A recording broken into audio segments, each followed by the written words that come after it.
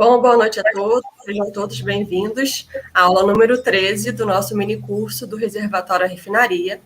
Meu nome é Giovana Drummond, eu sou pesquisadora visitante do PRH-NP número 7. E junto comigo aqui hoje, compondo a mesa, nós temos Itamar Alves dos Santos, diretor de parcerias da SPS São Brasil. O professor Rafael Charim, professor membro da Comissão Gestora do PRH-NP número 7, e as nossas palestrantes da noite, Gabriela Chaves e Daniele Monteiro. Muito obrigada a presença de todos aqui na banca comigo. Bom, vou colocar aqui uma breve apresentação, só para a gente iniciar. Bom, o nosso minicurso do Reservatório à Refinaria é uma realização do PRH-NP número 7, em parceria com a SPS São Brasil.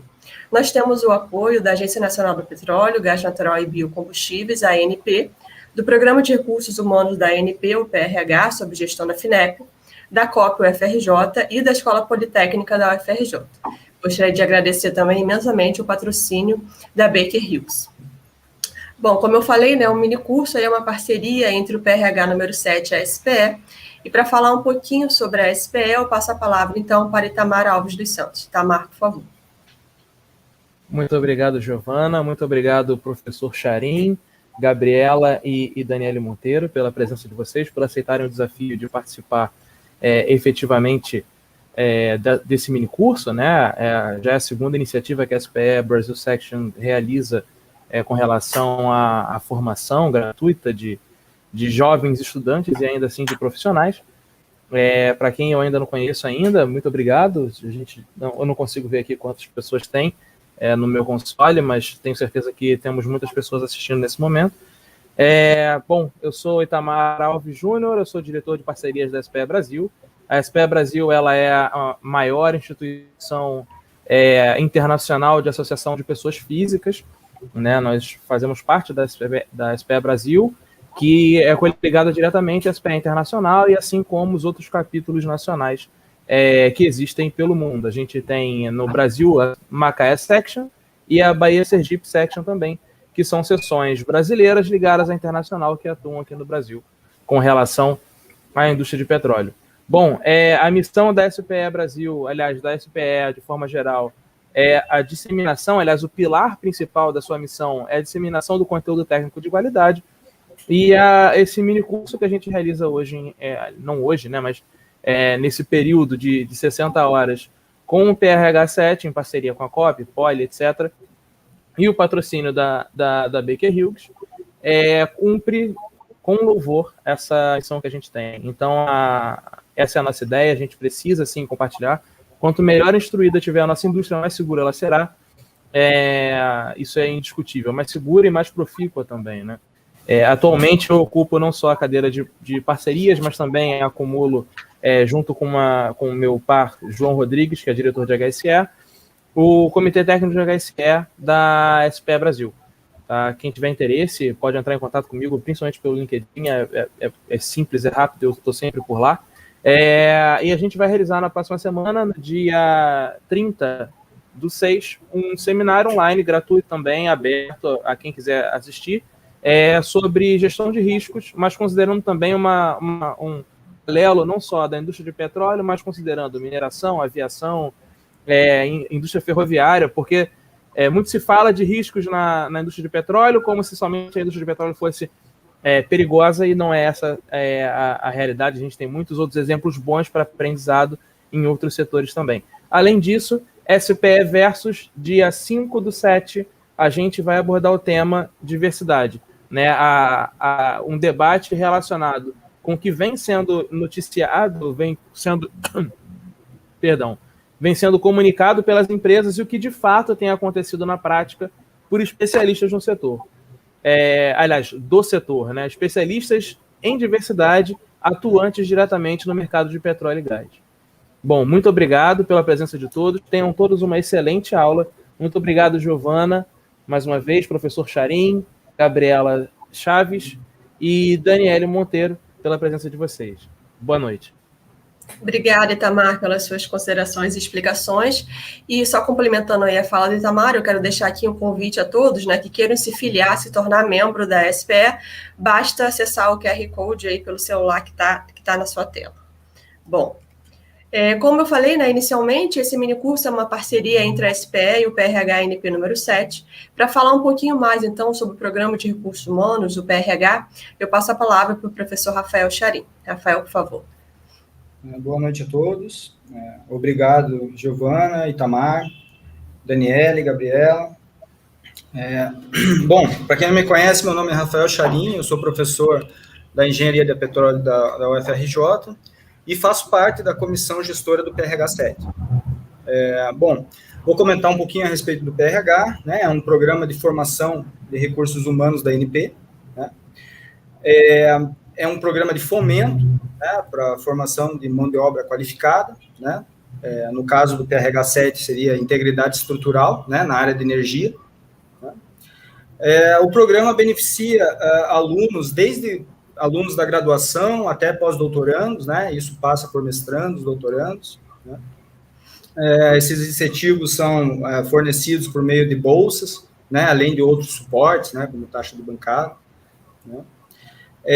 São 55 PRHs, né, espalhados pelo Brasil, né, nós somos o PRH 7, né, e como eu já comentei, né, um PRH que se preocupa aí com a questão de integridade, né, muito importante, conforme o Itamar acabou de comentar. Né. Passo a palavra para a Giovana novamente. Muito obrigada, professor Rafael Charim, pelas explicações. Bom, e falando um pouquinho aqui agora sobre o nosso minicurso, né, ele foi dividido em 10 módulos, tá? Hoje a gente vai iniciar o módulo número 7, que é métodos de elevação, né, com as palestrantes Daniele Monteiro e Gabriela Chaves, da UFRJ.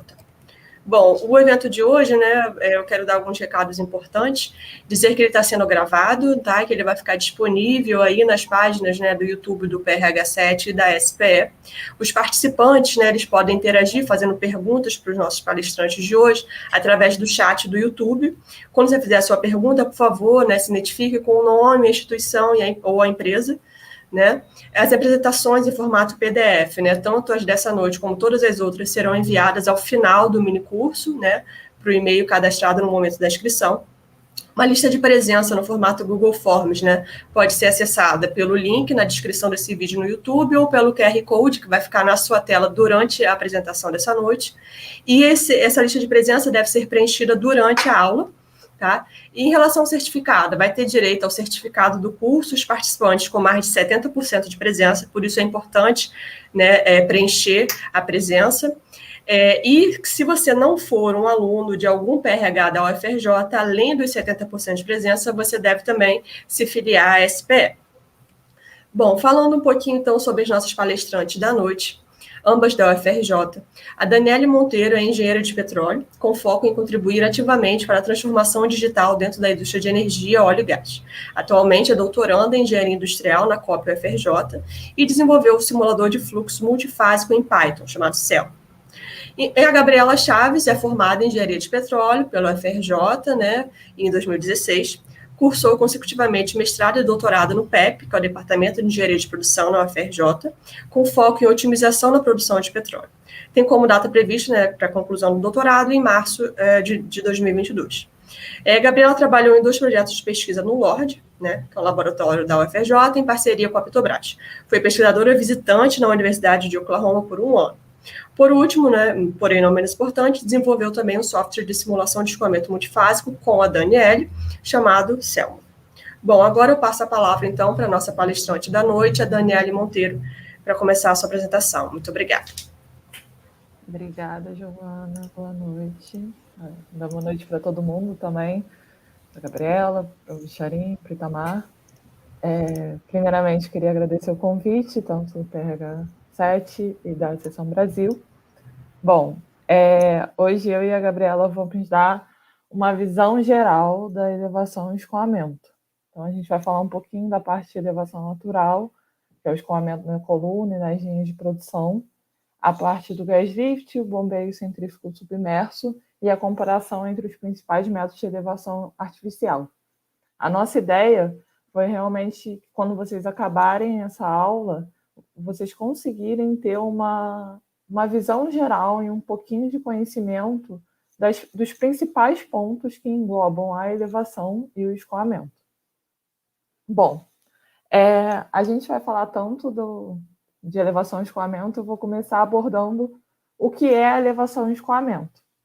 A elevação e escoamento está englobada já na parte de produção do campo. Então, aqui do meu desenho, vocês já estudaram ao longo das aulas passadas, já viram os conteúdos relacionados ao reservatório, que é a parte de recuperação do óleo. O Schnitt explicou um pouco de perfuração.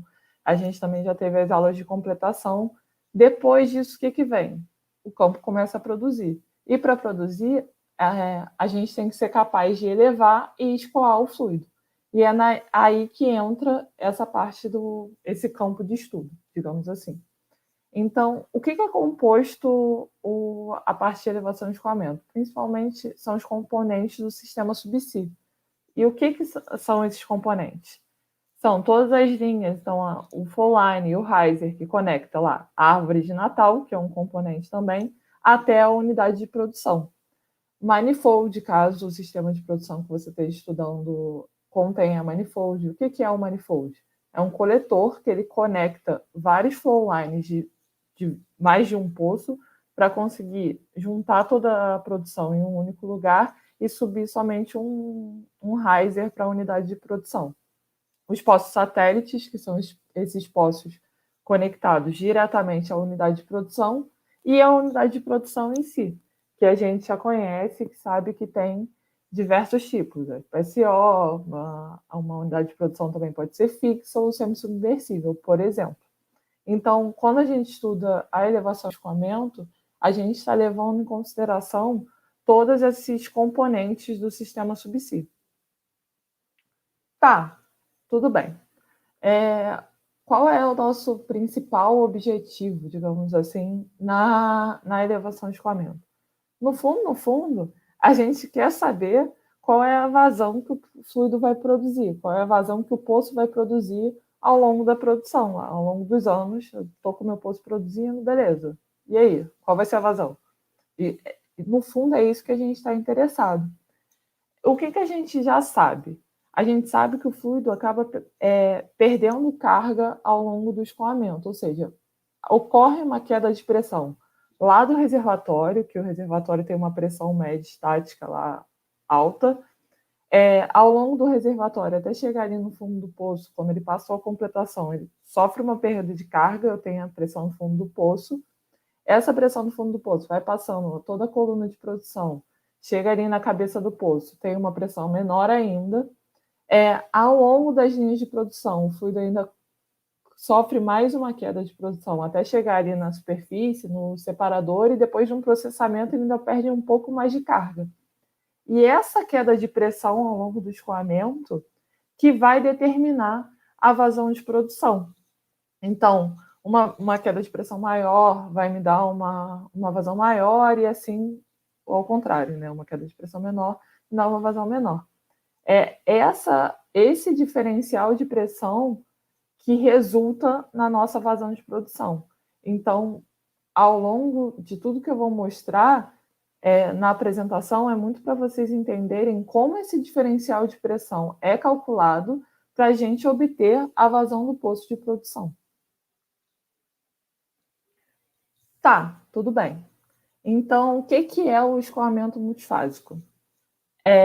O escoamento multifásico a gente pode dividir, digamos assim, em uma soma de dois temas, dois tipos de equações. As equações de transferência de calor, porque quando a gente pensa que o fluido está lá escoando dentro do poço, nas linhas de produção, no flow line, no riser, ele está trocando calor. O fluido sai quente lá do reservatório, quando ele está dentro do poço, ele está trocando calor ali com os equipamentos, com a formação. Quando ele vai para o flow line, ele está trocando calor com o leito marinho, né, com a água do mar. Então, isso tudo influencia em como aquele fluido escoa. E também as equações termodinâmicas, que é basicamente o cálculo exatamente do diferencial de pressão. Então, a gente pode dividir as equações que regem o escoamento multifásico nesses dois temas principais. A parte de transferência de calor e a parte do diferencial de pressão, que vai ser o que eu vou acabar abordando mais ao longo da apresentação. Quando a gente fala de escoamento, a gente pode modelar dois tipos de fenômenos. Os fenômenos transientes, que é quando a pressão está variando. Então, modelar os fenômenos transientes são muito importantes. Vamos supor, o poço estava fechado, teve uma parada de produção. Eu tive que fechar o poço, tudo mais. Assim que eu abrir o poço, vai estar tudo muito transiente, vai estar muito não estável aquele regime ali de fluxo, aquele fluxo do poço. Então, é muito importante nesses pontos modelar os fenômenos transientes. Já o regime permanente, não. É quando está tudo, digamos assim, mais estável, tudo estático. A gente considera que o poço está produzindo a uma vazão constante, a uma pressão constante.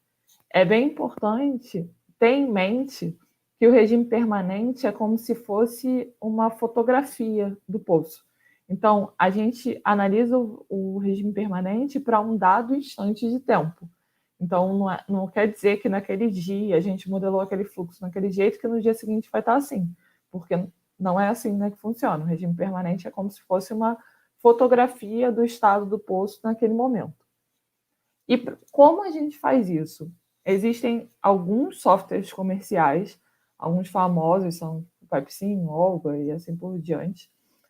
Como a Giovana comentou, eu e a Gabriela acabamos desenvolvendo o Selma, que é um simulador de escoamento de regime permanente, ao longo do nosso mestrado e doutorado. E eles auxiliam o engenheiro nessa tomada de decisão simulando o fluido, seja em regime transiente ou em permanente. Normalmente, cada um é focado em um desses tipos de regime. E em que fases a elevação de escoamento ou a simulação ajuda o engenheiro? Então, ela pode suportar as decisões na fase de projeto. Então, para um dimensionamento do sistema, a gente pode ver se todos os nossos postos vão ser satélites, se eu vou precisar de um manifold, qual vai ser o diâmetro das minhas linhas de produção.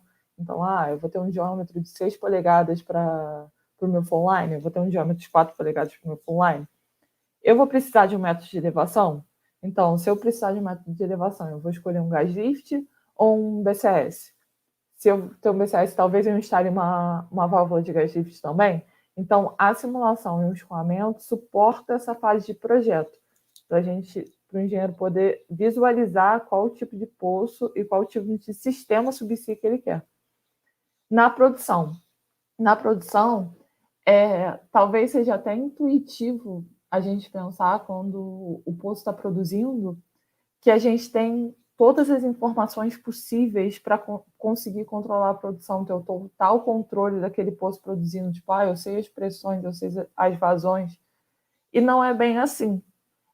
Muito comumente, até usualmente, os engenheiros só vão ter as totais informações dos poços periodicamente, quando a gente realiza o teste de produção. Ele vai saber exatamente a vazão do poço, a pressão, tudo, tipo, o panorama completo do poço. Então, entre esses testes, quando a gente não tem todas as informações, a simulação acaba suportando o monitoramento e otimização da produção. Vamos supor que o poço injete gas lift. Dentre esses testes, pode ser que eu tenha que atualizar a vazão de injeção. Então, o simulador ajuda isso. E também a parte de garantia de escoamento. Principalmente quando a gente trata de fenômenos transientes e tudo mais, o simulador pode ajudar a antever ou prever algum desses problemas. Então, tipo, olha, quando chegar nessa determinada situação operacional, acende um alarme, uma bandeirinha falando, olha, pode ter que ter a formação de trato, pode ter depósito de parafina. Então, a simulação e o escoamento suportam essas fases de projeto, produção e garantia de escoamento. Tá, aí a gente chega na grande divisão, assim, que é os poços que produzem a partir da elevação natural e os poços que produzem a partir da elevação artificial. Isso é um termo muito falado, mas o que é isso? Um poço produzindo naturalmente, a gente diz que ele é surgente E por quê? Porque o poço tem toda a energia necessária para romper as barreiras ao longo do escoamento e conseguir fluir lá do fundo do poço, desde o reservatório até a unidade de produção. Então, eu não preciso fazer nada. Eu abri lá o poço, abri o choco de produção, a pressão que tem lá no reservatório vai ser suficiente para o fluido se elevar até a cabeça do poço e vencer todas as restrições do flowline e do riser. Então, eu não preciso adicionar nenhuma energia a esse sistema. Já a elevação artificial, não. A gente precisa adicionar energia a esse sistema. Por quê? Porque o poço não tem energia suficiente. Então, a gente pode... existem diferentes métodos, que a gente vai falar um pouco, eu e a Gabriela, para adicionar energia nesse poço e a gente conseguir ser capaz de produzir. Tá. Então, como a gente analisa? Tipo, é meio assim, previsão, assim, eu vou começar a produzir lá, eu acho que esse poço vai ser surgente. Eu acho que esse poço vai precisar de um método de elevação artificial. Não é bem assim. Existe uma maneira, que é a análise nodal, que a gente verifica o desempenho de um sistema com partes que interagem entre si. Tá, mas o que é isso? O que são essas partes? São nós que dividem os sistemas e são governadas por diferentes relações. Quando a gente pensa no nosso sistema de produção, a gente consegue pensar, eu acho que bem claramente, assim, que o reservatório e o poço são governados por diferentes relações, mas eles interagem entre si. Daí vem a curva de pressão disponível e a curva de pressão requerida, que eu vou explicar um pouquinho mais. A análise nodal pode ser realizada em diferentes pontos do sistema. Então, eu posso querer fazer na cabeça do poço, no fundo do poço. Aqui, o exemplo que eu vou dar é no fundo do poço. Então, a minha curva de pressão disponível, que vai ser ali a parte do reservatório, é a IPR, a Inflow Performance Relationship. Ela representa a energia disponível do reservatório. Já a minha curva de pressão requerida, então, quanto o sistema precisa de energia para conseguir escoar, é a TPR, que é a Tubing Performance Relationship. Ela também pode ser chamada de Outflow Performance Relationship, que é até um termo, digamos assim, mais correto, porque engloba tanto o poço quanto as linhas. Eu vou acabar falando aqui ao longo da apresentação TPR, mas sempre que eu estiver falando TPR, eu estou considerando o escoamento tanto no poço quanto nas linhas de produção. É só porque eu aprendi assim, é mais usual para mim, então é mais fácil eu falar TPR. Mas eu sempre estou falando do sistema inteiro, não só na coluna de produção dentro do poço, tá bom? E como a gente calcula essa análise nodal? Eu vou dar uma ideia geral aqui agora e depois eu vou falar um pouquinho de cada uma das duas curvas. A gente precisa, para calcular o escoamento, para calcular o diferencial de pressão ao longo do poço e das linhas, de diversos estados de entrada. Então, eu sei qual é a minha pressão lá de chegada na plataforma, que é a minha pressão de separador. Eu sei, o engenheiro de reservatório já me avisou qual é a pressão média do reservatório. Eu sei todos os meus dados de fluido, então eu sei qual é o API do óleo que está escoando ali, eu já modelei todas as equações que eu preciso de viscosidade, eu sei a densidade, eu sei qual é a densidade do gás lift se eu estiver injetando. Então, isso tudo é um dado de entrada no meu problema. E aí eu chuto uma vazão de produção. Chuto mesmo. Eu acho que esse poço está produzindo a 100 metros cúbicos por dia. Com esse chute, eu vou calcular todo o meu diferencial de pressão. Eu vou chegar e vou pegar lá a pressão do separador e vou calculando pedacinho, pedacinho, pedacinho, pedacinho, até chegar no fundo do poço. Que isso é o quê? Minha curva de pressão requerida. Que é essa minha primeira equação aqui. A minha segunda equação, desculpa. Que é o que é a pressão no fundo do poço na curva de pressão requerida. É minha pressão do reservatório, mais todo o ΔP que eu perdi nas linhas de produção, mais o ΔP que eu perdi na coluna de produção do poço.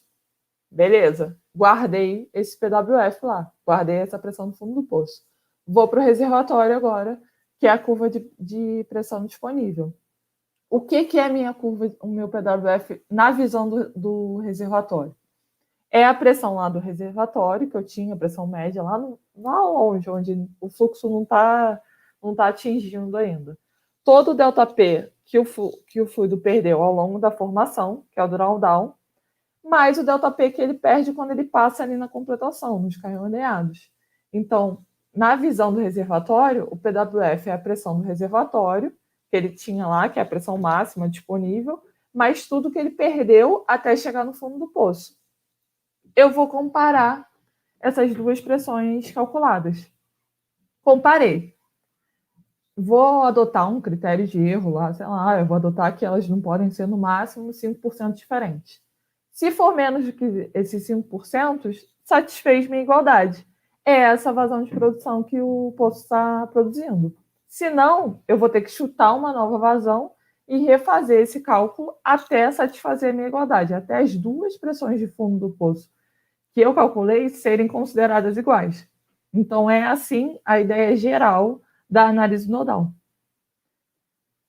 Para que é feita a análise nodal? Além, eu acho que, do que eu posso falar da função mais óbvia, ou seja, sei lá, o que você pode pensar assim, primeiro, é para achar o ponto operacional. Então, como resultado da análise nodal, eu sei exatamente o par vazão e pressão que aquele poço está produzindo. Além disso, lembra que eu falei que no regime permanente a gente está simulando uma foto um instante T no tempo. Mas é muito normal eu querer entender ou até prever como esse poço vai se comportar. Tipo, eu sei que hoje em dia eu estou produzindo com quase nada de água. Mas o meu engenheiro de reservatório já falou assim, olha, vai chegar à frente da água, então o BSW desse poço vai aumentar muito. Eu tenho que saber como esse poço vai se comportar. Então, a análise nodal serve um pouco para isso, para prever a performance do poço. Assim, ela consegue dar suporte ao projeto e também monitorar a produção. Além disso, lembra quando eu falei lá que o escoamento também pode ser para a parte de projeto? Quando eu quero escolher o diâmetro da linha de produção, vamos supor, eu posso fazer uma análise de sensibilidade de testão de diferentes diâmetros e pegar aquele diâmetro que eu consigo produzir e que me dá a maior vazão possível. Então, também é uma outra aplicação da análise nodal. Bom, eu falei que a análise nodal é composta de duas curvas, que é a curva de pressão disponível e a curva de pressão requerida. Agora eu vou explicar um pouco de cada uma das curvas separadamente. A curva de pressão disponível é a IPR, a Inflow Performance Relationship. Ela representa toda a energia disponível do reservatório para fazer o fluxo escoar. Então, ela é uma curva caracterizada pela pressão disponível versus a vazão no fundo do poço. Essa curva, existem algumas formas diferentes de se calcular. Eu vou apresentar dois modelos, que é o modelo linear e o modelo de Vogel.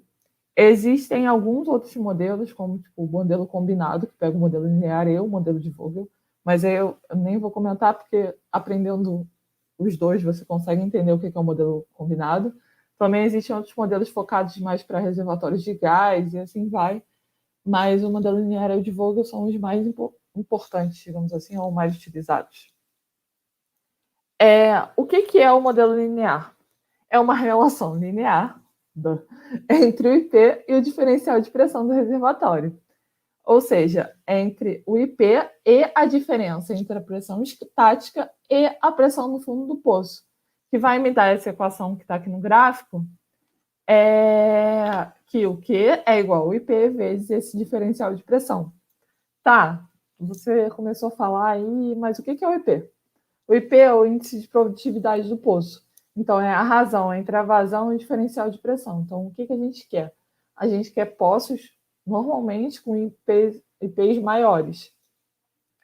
A gente pode considerar o IP constante por determinados períodos de tempo da produção, independente da pressão. Isso é até um pouco intuitivo, talvez, assim, imaginar, dada determinada condição do reservatório, está lá, meu reservatório produzindo, mas a gente está injetando água para manter a pressão do reservatório constante. Tudo mais, a gente até tende a imaginar que aquele P vai continuar constante. Mas uma coisa muito importante é que o modelo linear só é válido para quando a pressão do reservatório está acima da pressão de saturação. Ou seja, não tem gás líquido, todo o gás está ainda lá dentro do líquido. E a gente chega nesse gráfico, nessa relação linear entre a pressão no fundo do poço e a vazão de líquido, onde, quando o gráfico corta o eixo X, seria a minha vazão máxima possível. Seria um mundo, não sei se ideal, mas digamos assim, que minha pressão no fundo do poço seria zerada. Então, meu reservatório ia conseguir produzir na maior vazão possível, que ia ser o maior diferencial de pressão que ele poderia chegar, que eu ia ser tipo a pressão do reservatório menos zero. Então, a gente consegue calcular a vazão máxima de um poço pegando esse encontro da reta com eixo X. Já o encontro da reta com o eixo Y é a pressão estática do reservatório, que é aquele quando o diferencial de pressão é zero, minha vazão seria zero, então eu tenho minha pressão estática ali no eixo Y. E o IP é representado pela tangente do ângulo, que é a vazão máxima sobre a pressão estática. Tá bom? Já o modelo de Vogel é utilizado para reservatórios que a pressão já está abaixo da pressão de saturação. Vogel determinou a IPR para poços produzindo de reservatório em gás de solução. Apesar de Vogel ter considerado apenas para fluxo bifásico, ele pode ser utilizado para fluxo trifásico se a fração de água não for muito elevada. Normalmente, quando o poço já está produzindo com BSW muito alto, tende-se a linearizar de novo a IPR. Então, é o mesmo princípio assim, do que eu expliquei no modelo linear, que quando corta o eixo X é a vazão máxima, quando corta o eixo Y é a pressão estática, mas já é uma relação, não é linear, né, como era no modelo linear. E quando eu falei que, quando eu explicasse o modelo de Vogel e explicasse o modelo linear, a gente conseguia pensar no modelo combinado, porque o modelo combinado é exatamente a combinação dos dois modelos, onde acima da pressão estática, da pressão de saturação, a gente usa o modelo linear, e abaixo da pressão de saturação, a gente usa o modelo de Vogel. Tá, expliquei a parte da pressão disponível. A IPR é realmente uma visão muito simplificada do reservatório. Assim, quando a gente estuda todas aquelas equações, desde Darcy, simulação de reservatório e tudo mais, é uma coisa muito mais robusta do que a visão do escoamento para representar o reservatório. Acho que tem que entender um pouco isso também, que são para dois fins diferentes. Assim, a gente está utilizando a IPR um modo de conseguir representar o reservatório e conseguir entender qual é a energia, a vazão, a pressão que ele tem a oferecer para conseguir englobar no modelo de escoamento. Agora eu vou falar um pouco da parte da pressão requerida. Vou explicar como a gente calcula em si o diferencial de pressão ao longo do poço e nas linhas de produção. Como eu acho que já mencionei um pouquinho lá no começo da apresentação, para que o fluido consiga produzir, ele tem que ser capaz de superar algumas barreiras, digamos assim, algumas perdas de carga. Então, ele tem que vencer toda a coluna hidrostática do fluido. Então, tipo, o fluido está lá no fundo do poço, ele vai ter que vencer a coluna hidrostática do poço em si, depois do riser. Ele vai ter que vencer todas as perdas por fricção. Então, tipo, tem gás, tem os materiais, as velocidades diferentes. A gente acaba tendo perdas por fricção. Perdas por restrição, porque existem válvulas, equipamentos, tem um choco de produção, pode estar um pouco fechado ou não. Quando o fluido passa por essas válvulas, ele também perde carga, além do processo de separação. Porque quando chega na unidade de produção, ele ainda tem que ser capaz de ter essa pressão para se separar. Então, como é que a gente modela todas essas perdas? O gradiente de pressão na coluna de produção e nas linhas é composto por 3 parcelas. O que são essas parcelas? É a parcela de elevação, a parcela de fricção e a parcela de aceleração. A parcela de aceleração, normalmente, ela é desprezada, e eu já vou explicar um pouquinho por que, normalmente, ela é desprezada. O que são essas parcelas? A parcela de elevação é o gradiente hidrostático do fluido. Então, ela é a função da densidade do fluido, ela é calculada lá, o ρgh, que nesse caso é o seno de θ, que é o ângulo que a tubulação faz com a horizontal.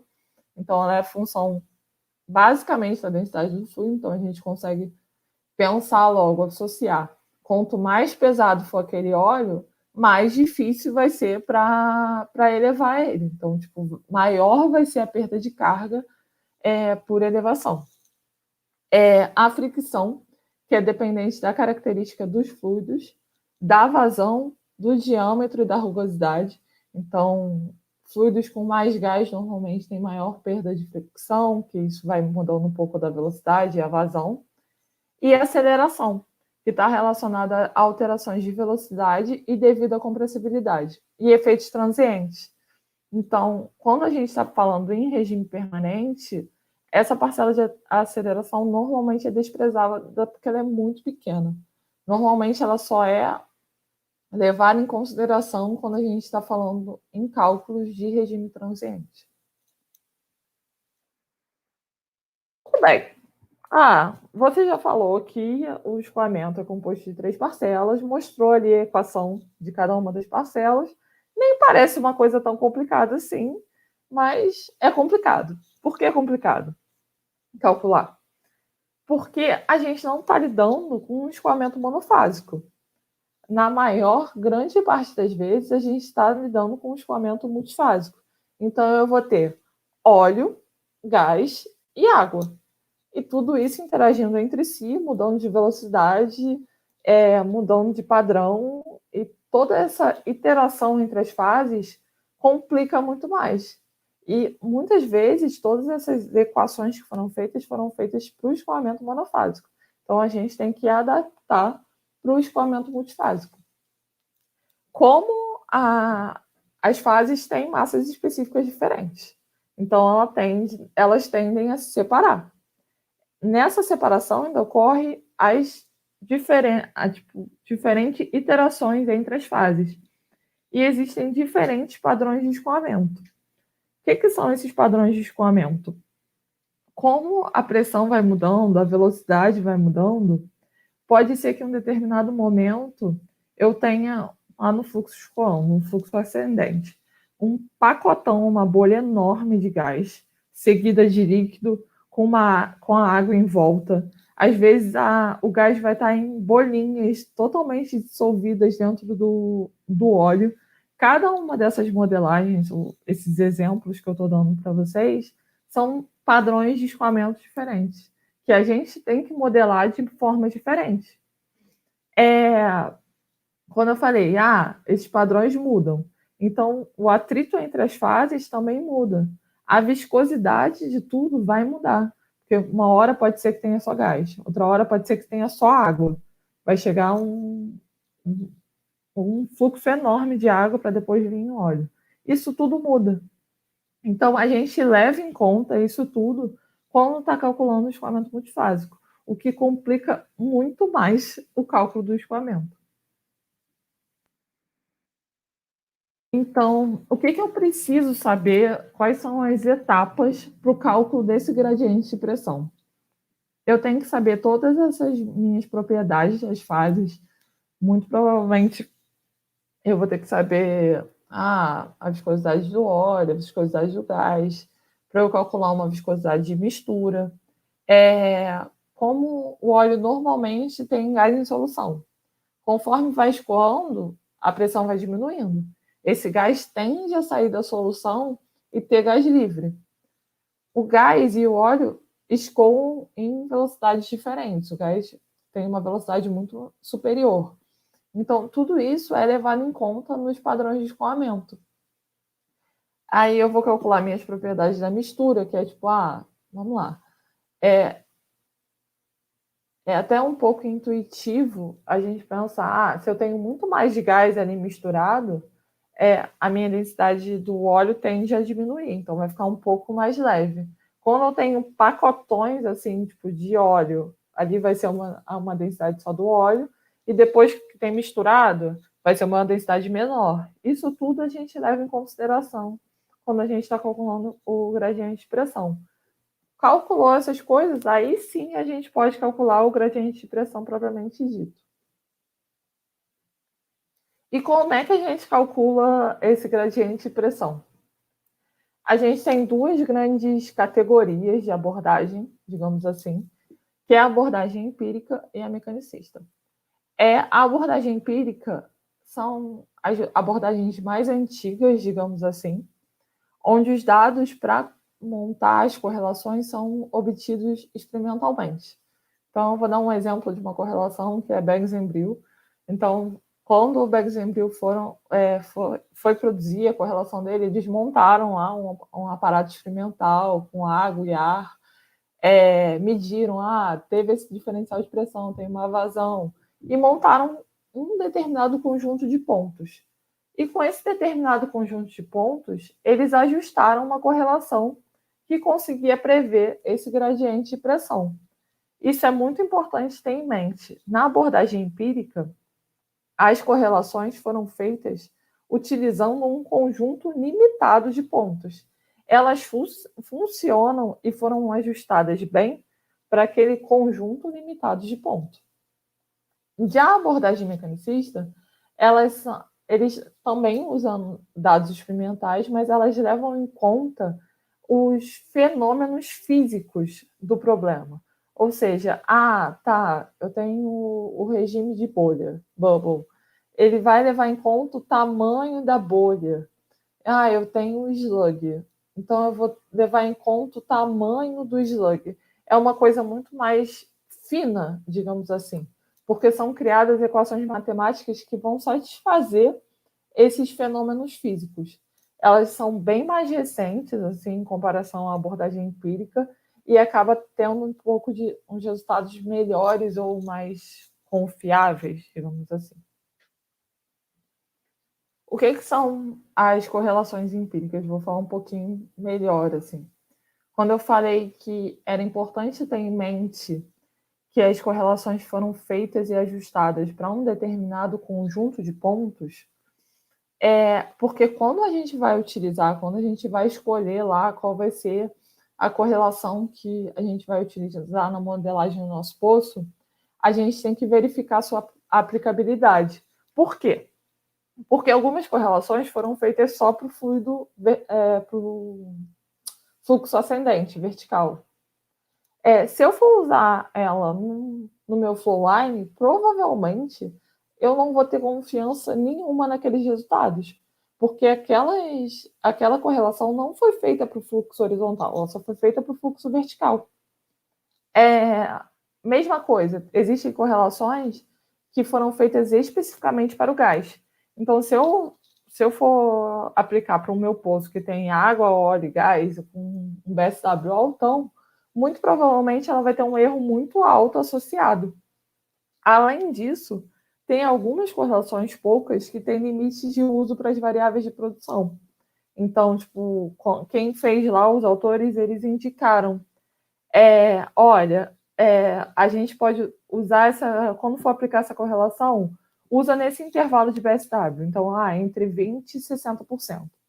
Usa nesse intervalo de RGO, entre 100 e 500.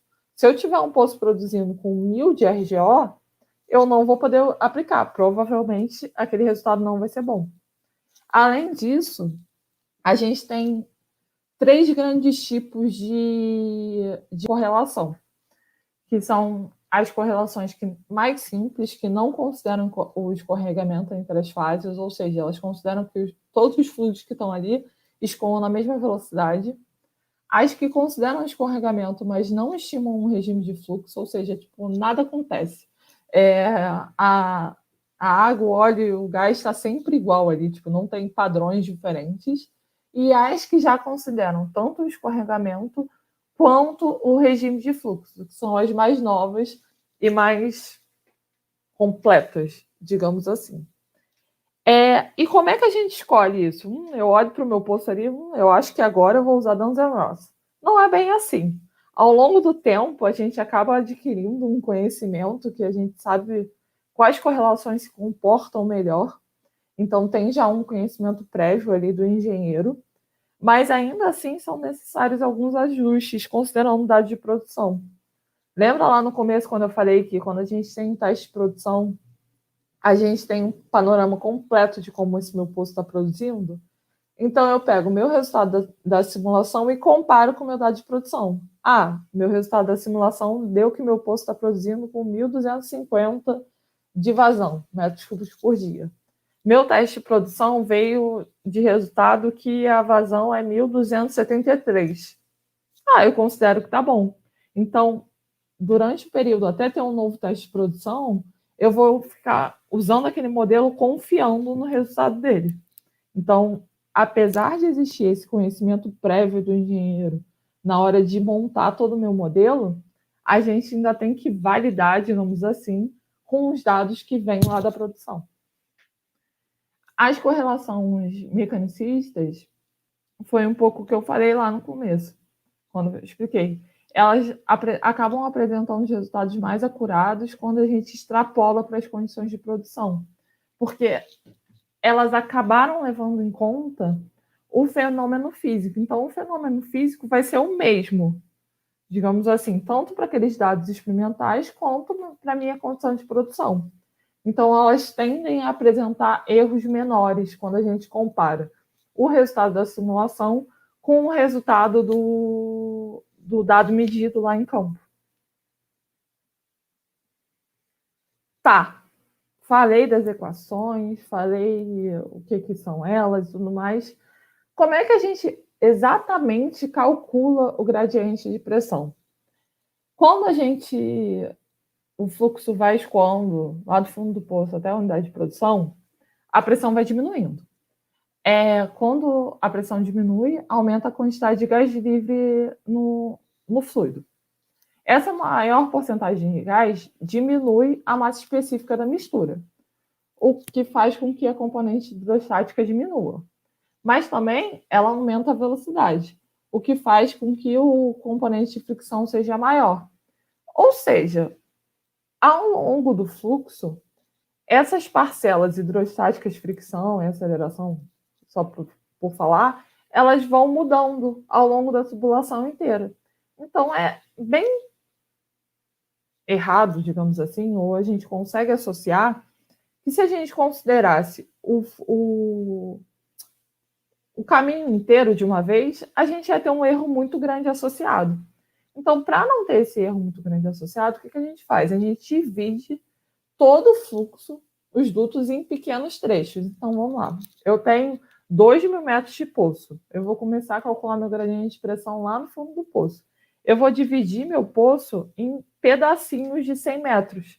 Então, a cada 100 metros, eu vou falar, eu sei que a minha pressão no fundo do poço é 200 kg por centímetro quadrado. Gente, desculpa que eu só sei essas unidades. Eu não sei falar em PSI, se vocês estão acostumados. Eu vou calcular quanto de carga ele vai ter 100 metros depois. Aí tá, aqui era 200, aqui vai me dar 202. 100 metros depois eu vou chegar a 202 não, tipo 198, desculpa, gente. Aí depois eu vou chegar a 198 mais 100 metros, 195. Até eu chegar na cabeça do poço, de 100 em 100 metros. Para quê? Para não ter esse erro associado nessas diferenças que tem o fluido. Porque naqueles 100 metros eu vou considerar tudo constante. Então, a viscosidade que eu calcular ali da mistura, a densidade que eu calcular ali da mistura, naqueles 100 metros, eles são constantes. O nome disso é o algoritmo de Marshall, que é o algoritmo utilizado para calcular o gradiente de pressão ao longo da coluna de produção e da linha, dividindo em pequenos trechos. Então, a gente consegue pensar, quanto menor o trecho, muito provavelmente lá no final meu cálculo vai ser mais acurado, mas também vai demorar bem mais para eu conseguir calcular isso tudo. Mas é a forma que a gente encontrou de conseguir considerar essas diferenças, essas mudanças que ocorrem no fluxo, no fluido ao longo do fluxo. Aqui, isso é um resultado do Selma, que eu vou mostrar para vocês, que é um exemplo de aplicação de uma correlação empírica, que nesse caso é Baggs-Bril. A gente pode focar primeiro no gráfico da esquerda, que tem essas barras completas preenchidas, onde a coluna laranja é a parcela gravitacional e a coluna azul é a parcela friccional. Quando a gente começa a ler o gráfico da direita para a esquerda, a gente vê que lá no começo só tem praticamente parcela gravitacional, porque a gente está dentro do poço. Então, a parcela friccional é bem pequenininha. Aí tem uma linha tracejada, que é onde tem a injeção de gás lift. A segunda linha tracejada é a cabeça do poço, que ali já começa o flowline. Aí dá para ver que a parcela friccional dá uma disparada. Por quê? Porque o flowline é totalmente horizontal. Depois ainda a gente consegue ter um pouco ficar mais dividido. Mas onde tem mais perda de carga por fricção é quando a gente está no flowline, que já diminui depois de novo ali, como está no riser. A segunda coluninha são os regimes de fluxo que eu expliquei para vocês que tem diferentes. Então, a gente consegue ver que ele passa a maior parte do tempo intermitente, e quando tem essa linha tracejada riscado preto, ele está num regime de transição. Aqui, às vezes, a gente pode escolher uma correlação diferente para o poço, uma correlação diferente para as linhas, uma correlação para os trechos verticais, uma correlação para o trecho horizontal. Nesse caso aqui, estava tudo Baggs-Bril. Então, é só um exemplo prático, porque isso aqui é um poço de verdade, digamos assim, para vocês verem que realmente essas parcelas diferentes que compõem o gradiente atuam de forma diferente ao longo do escoamento. Agora, para resumir, eu vou passar um pouco a palavra para a Gabi, para ela falar também, o que é o fluxograma da simulação em regime permanente. Então, quais são os passos primordiais e necessários? Primeiro, a gente tem que montar o modelo do poço, digamos assim. Então, eu tenho que saber toda a geometria da coluna, do revestimento, da linha, do riser. Como eu vou considerar o cálculo térmico, que eu não falei aqui. Qual é o método de elevação que esse poço está levando? Eu vou modelar o choque de produção? Não vou modelar? Quais correlações eu vou escolher? Eu vou escolher meu modelo de reservatório. O meu engenheiro de reservatório vai falar qual é o BSW, o RGO do poço. Qual o modelo de PR que eu vou levar. Eu vou fazer toda a parte de modelagem do fluido também. Então, eu vou ter análise de PVT. Vou ler as correlações de Black Oil, que é um modo de modelar o fluido. Vou ver se eu tenho emulsão, a viscosidade de emulsão, a salinidade da água, a densidade do meu gas lift, para aí sim analisar. Então, sempre que eu tiver um dado novo, me avisarem, olha, o BSW-RGO mudou, eu vou atualizar meu modelo. Então, eu vou analisar, identificar problemas, ver se a injeção de gás lift está no ponto ótimo, não está. Então, todos esses passos englobam o fluxograma, né, da simulação em regime permanente. Bom, foi isso, assim, isso é a ideia geral da elevação natural. Aí agora a Gabi vai falar um pouquinho dos métodos de elevação artificial. Olá, tudo bem, gente? Boa noite. A Daniele já explicou bastante sobre os métodos de elevação natural. Ela explicou todos os conceitos por trás do escoamento. Acho que tudo que a gente precisa saber num overview bem geral, porque não cabe a nós entrarmos em detalhes hoje. E agora eu vou falar um pouco dos métodos de elevação artificial.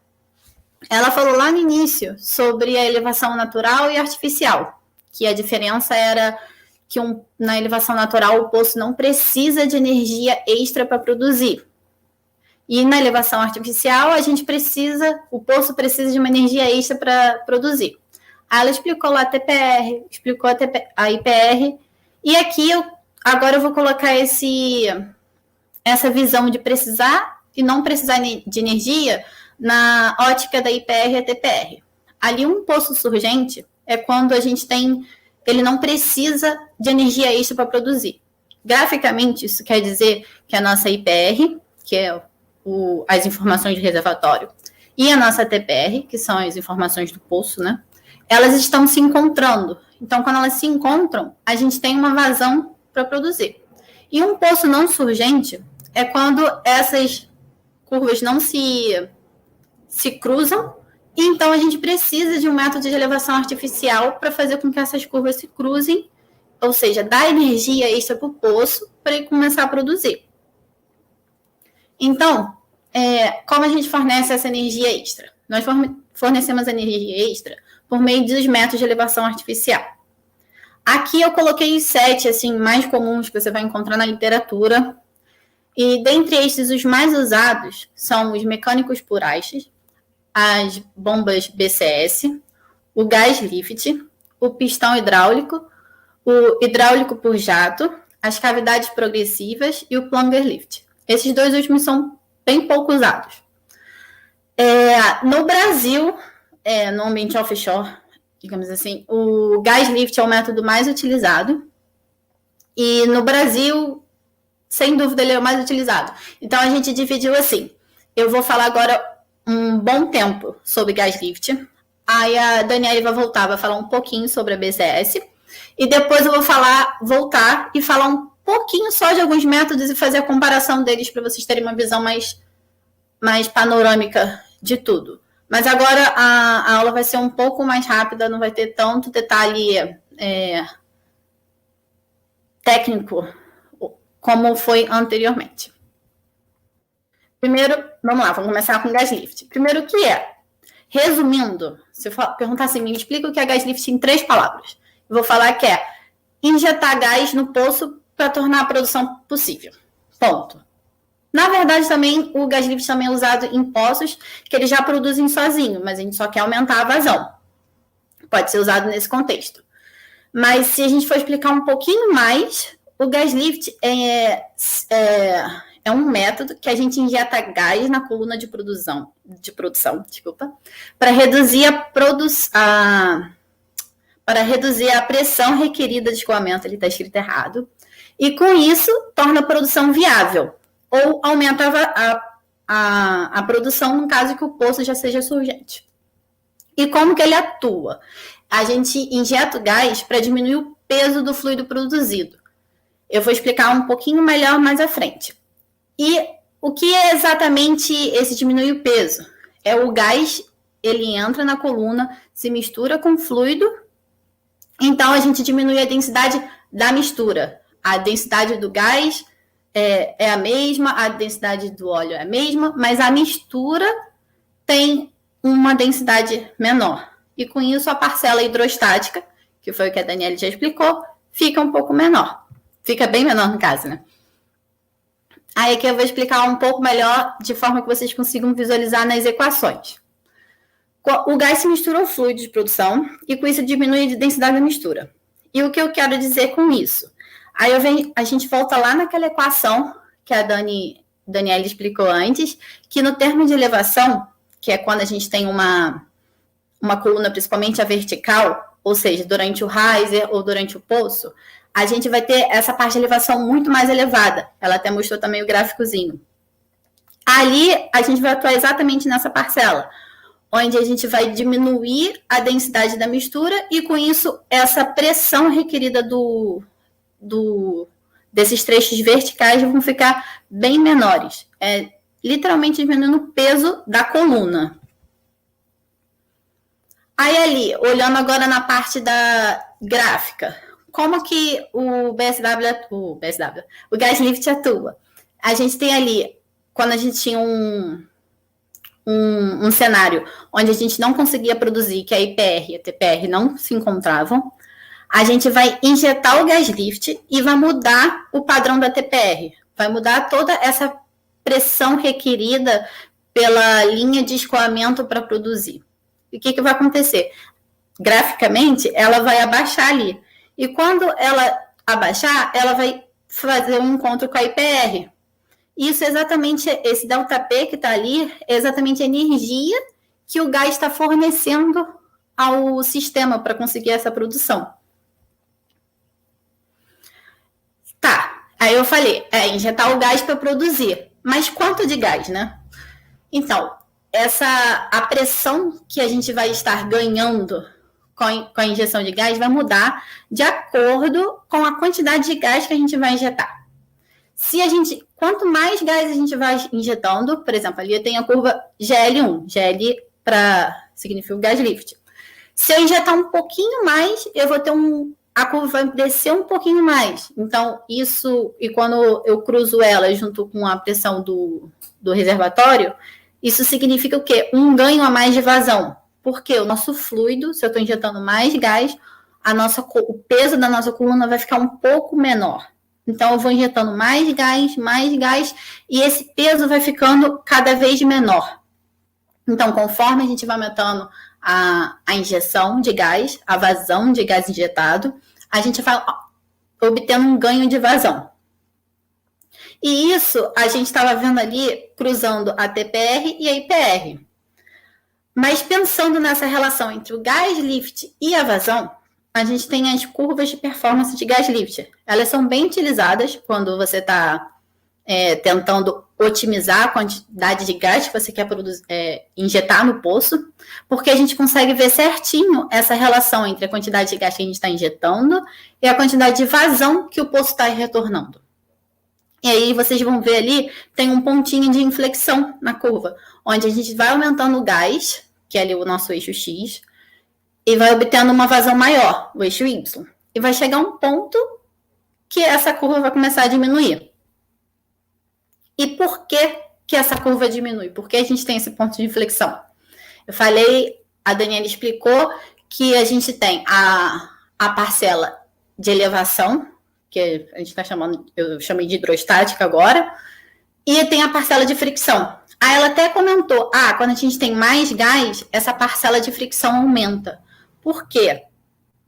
Então, esse é justamente o porquê que a gente tem esse ponto de inflexão. Quando a gente está injetando mais gás, a gente está fazendo com que a densidade, que eu chamei de peso do fluido, está diminuindo. Então, ela vai diminuindo essa parcela de elevação. Mas, se a gente injeta muito gás, o fluido começa a escoar numa velocidade muito rápida. E pensa que tudo está passando, tem uma velocidade muito alta, você aumenta a fricção. Você pode pensar nisso num carro, na rua, pense em qualquer coisa que esteja passando por uma superfície muito rápida. Vai aumentar a fricção, essa perda de energia, né, por calor ou como mais você possa conseguir imaginar melhor. Então, é exatamente isso que acontece. A gente vai aumentando, vai injetando mais gás e essa parcela de fricção começa a aumentar. Então, vai ter um ponto, vai ter um trade-off ali entre a parcela de elevação começar a cair e essa parcela de fricção começar a aumentar. Aí, ali no gráfico, eu botei duas curvas com um comportamento bem diferente. Uma, ela está mais achatadinha e a outra, ela está mais côncava. Isso significa que cada poço, eu quis mostrar, né, que cada poço tem um comportamento diferente dessa curva de performance. Porque isso vai depender muito da geometria do poço, por exemplo, ou do tipo de fluido que a gente tem. Quando a gente tiver um poço com um flow line muito grande, ou seja, com uma parcela de duto muito grande na parte horizontal, esse poço vai ter uma predominância mais de fricção nessa parte. Então, tende a essa curva ter um platô mais rápido. E ali no gráfico eu também coloquei uma curva saindo não do eixo zero. Significa que o poço ele era surgente. A gente só injetou gás para ele ganhar uma vazão. Eu destaquei bem isso porque vários poços, a gente pensa num sistema offshore, que a gente tenha vários poços produzidos numa plataforma. Se a gente já tem todos os aparatos de produção de método de elevação para outros poços, por mais que um poço seja surgente, se você já tem todo o aparato, vai valer a pena você colocar gás lift naquele poço. Então, é interessante ver que os métodos de elevação, às vezes também são usados para poços surgentes, que por mais que não necessite, você vai ter um ganho de vazão muito maior. E eu queria também destacar a diferença entre um ótimo técnico e um ótimo econômico.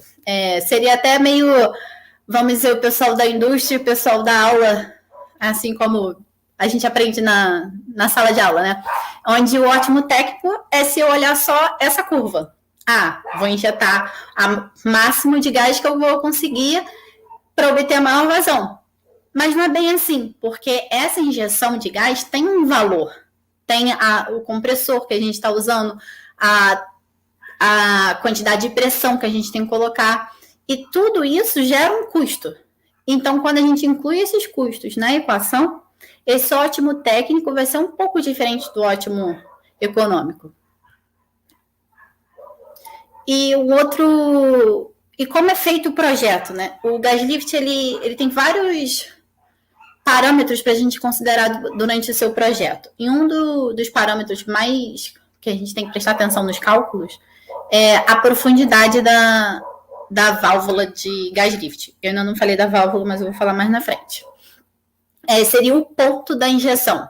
A gente tem lá a coluna de produção, a gente pode injetar o gás lá no fundo, no meio ou lá no início. Só que quanto mais profundo a gente injetar o gás, significa que uma maior parte do escoamento, a gente vai conseguir esse trecho mais leve com essa quantidade de gás. Então, conforme a gente, ali eu botei na setinha, aumenta a produtividade, a profundidade, a nossa curvinha, ela vai mudar o comportamento. Vai mudar o comportamento a ponto que a gente obtenha mais vazão. E coloquei ali uma exclamaçãozinha na pressão de injeção, que várias vezes a gente só pensa na vazão de injeção de gas lift.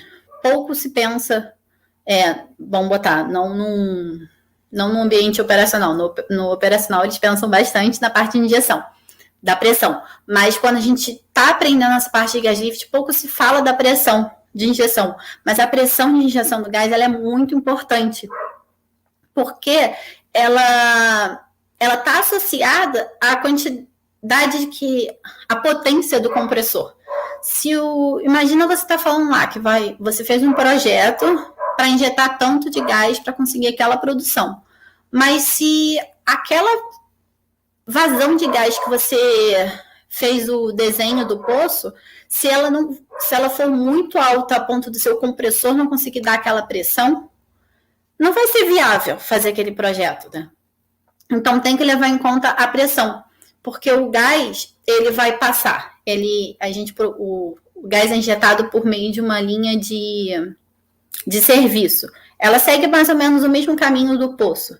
Então, ela tem todo aquele escoamento do poço, que ela vem lá da plataforma, aquele mesmo caminho. Isso tudo, ele está perdendo um pouco de pressão. Então, você, quando for fazer esses cálculos, tem que levar em conta todo esse caminho que o gás percorre, o quanto que ele perde de pressão, o quanto é necessário, né, para ele passar pela válvula e entrar no poço, e essa pressão tem que estar de acordo com a pressão no ponto de injeção, para o escoamento poder ocorrer, né. Aí ali, eu falei bastante da parte mais teórica do gás, e ali eu estou mostrando um esquema, como que o gás é injetado. Você tem lá o compressor na plataforma e você tem as linhas de serviço que levam o gás até o fundo do poço e eu injeto o gás e o gás depois vai produzir junto com a coluna de produção. Ali na segunda imagem, eu estou mostrando aqui como que o gás ele entra no poço. Eu não vou entrar em detalhes, que eu acho que o importante é vocês saberem como que isso ocorre, né? Os princípios mais importantes, mas o gás é injetado lá na coluna de produção por meio de válvulas. Para vocês saberem, existem 3 tipos de válvula. Dois, na verdade. As de pressão e as de orifício. As de orifício tem um tipo Venturi. Eu coloquei ela ali mais destacada, porque são os tipos de válvulas mais usados. E essas válvulas, elas são responsáveis, né, por regular a injeção de gás, e elas também sempre asseguram que não pode ocorrer o escoamento ao contrário, né? Digamos, seria de dentro do poço para fora do poço. E em relação agora ao gás lift, eu vou fazer um overview, as suas vantagens e as desvantagens. Ele é aplicável em poços desviados, isso é bem importante, tem alguns métodos que não são aplicáveis somente em poços verticais. Ele é um método com alta experiência de campo, isso é muito importante, porque a gente já tem uma quantidade muito grande de profissional qualificado para isso. E ali, muito importante, ele é aplicado em poços com alto RGO. Alto RGO é razão gás óleo. Então, poços que têm uma produção muito alta de gás, a gente pode colocar o gás lift. E isso é um dos principais fatores na hora de... Um dos principais não, mas é um fator importante quando você olha uma análise de projeto entre decidir se você vai usar uma bomba BCS ou gás lift. Porque a bomba você não pode usar em cenários com alta RGO. Uma coisa muito boa do gás lift é que ele tem uma margem de operação muito flexível. Como você consegue ajustar a sua vazão e com isso ficar mexendo na TPR, isso é muito bom porque ao longo dos anos, pensa no reservatório. O reservatório vai perdendo pressão. E aí, imagina você está fazendo uma técnica de OR e chega mais pressão de novo no reservatório. Então, a IPR vai mudar de novo. Ou então, chega uma frente de água, o BSW vai aumentar. E o gás lift você consegue ficar se alternando a ponto de conseguir se adaptar a essas alterações do reservatório. Isso é um ponto muito positivo dele. A linha de gás também ela é utilizada para injeção de produtos químicos para garantir de escoamento, como para prever hidrato ou emulsão. Então, isso já é um fator legal, porque você já está lá com toda aquela instalação pronta. E o tempo médio de falha é outra vantagem do gás lift com relação à bomba. O tempo médio de falha é longo comparado à bomba. E ele funciona também bem na presença de sólidos. Então, por exemplo, meu poço tem areia, produz areia. Então, você já sabe que o gás lift pode ser aplicável. E como uma desvantagem, eu ia falar que a maior parte está ligada à pressão. Para você colocar o gás lift, você vai ter que colocar muita pressão na produção. Então, você vai lidar com equipamentos com alta pressão. Isso acaba ocorrendo um maior risco operacional. Então, já lida ali com 2 desvantagens do gás lift. Uma outra desvantagem é o tempo. Se você parar a produção, você acaba tendo mais tempo de descarga e partida no poço. E também, você aumentar a quantidade de gás pode gerar mais problemas com a garantia de escoamento, como a parafina, hidrato e emulsão. Eu acho que eu acabei... não acabei não, desculpa. Eu esqueci. Eu até fiquei na dúvida, na verdade, de colocar os tipos de gás lift no início ou no fim. Mas eu deixei para o fim para eu explicar uma coisa só e vocês não pensarem em 2 tipos de gás lift. Porque, na verdade, o gás lift, a gente tem 2 tipos de injeção. A gente tem o método contínuo e intermitente. Só que o método contínuo, como o nome diz, é uma injeção contínua. Você está lá sempre naquela mesma vazão. Tudo que eu falei até aqui foi com relação a esse método. Porque, normalmente, a gente só fala gás lift. Já está implícito que é o gás lift contínuo. Tem também o gás lift intermitente, que quando a gente injeta gás abaixo de uma golfada de líquido. Lembra que a Daniela explicou lá que tem os padrões de escoamento? Então, às vezes, a gente tem um padrão chamado slug. que são as golfadas. Aí a gente tem tipo umas bolhas muito grandes de gás, umas bolhas muito grandes de líquido, e aí eles usam o gas lift justamente para levar essa parte pesada. Só que aí você pensa que para você conseguir fazer isso, você precisa saber quando vai ter que injetar o gas lift, porque você vai injetar ele logo abaixo de uma golfada.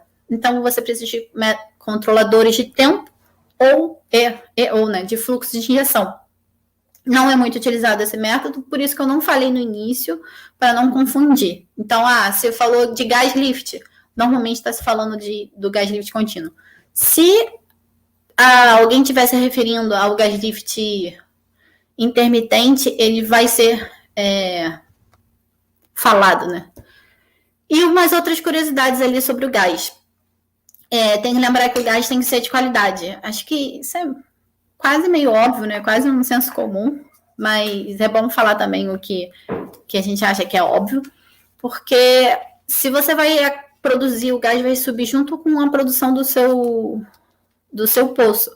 Então, ele tem que ser de qualidade. Ele tem que ser livre de sólidos, por causa da linha de injeção, e se acompanhado de água, ele pode gerar corrosão e hidrato. Então, tem que ter um tratamento bom. E a outra coisa importante também é que se tiver H2S, ele deve ser tratado com o que chamam de adoçamento, né? Para remover esse H2S. Agora eu vou passar a palavra para a Daniele.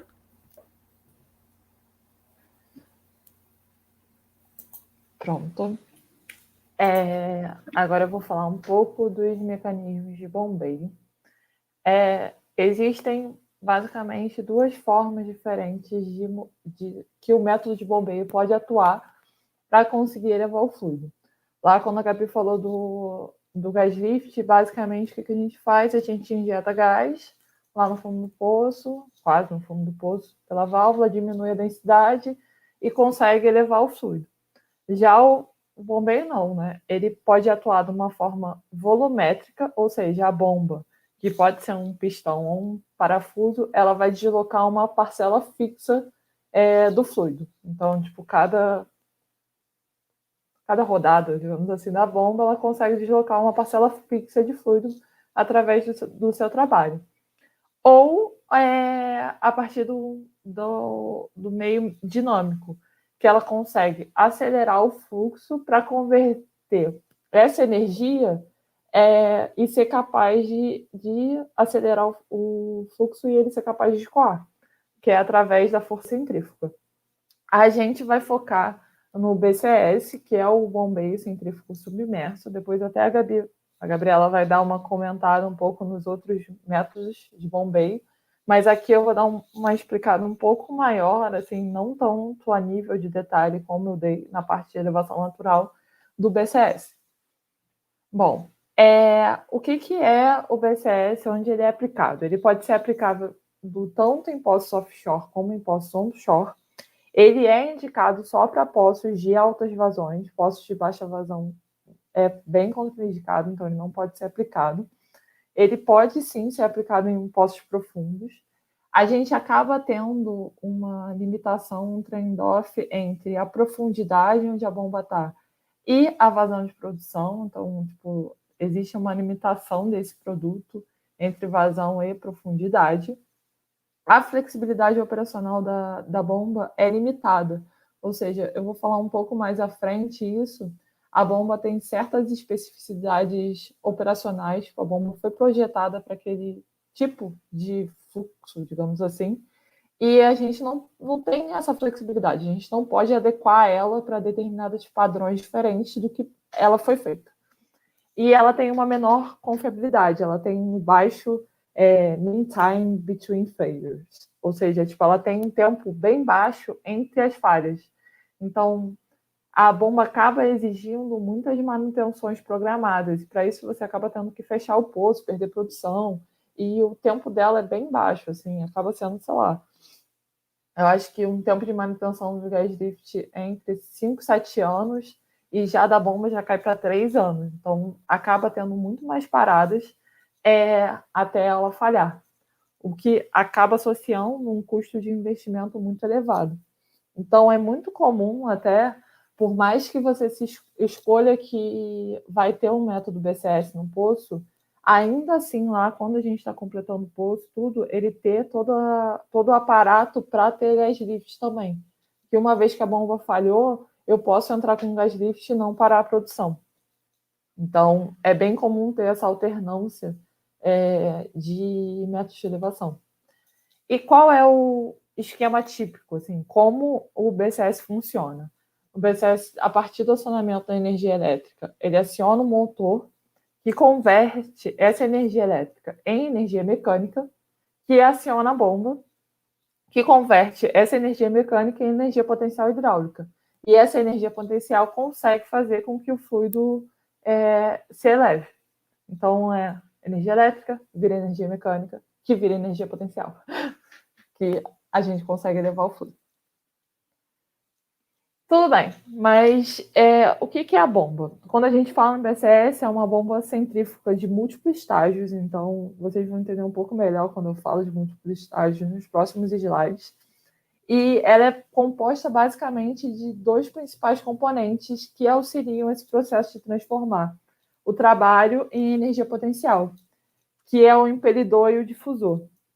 Então, também mais à frente, esse impelidor e o difusor acabam tendo um intervalo ótimo de operação.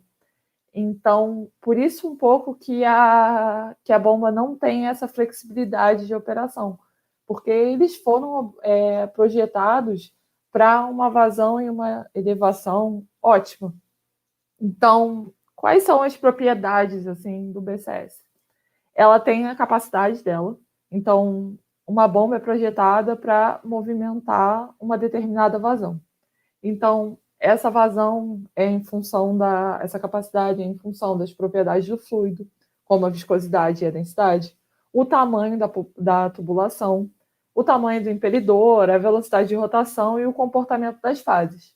Acho que isso tudo vai ficar um pouco mais claro quando eu mostrar para vocês a curva da bomba.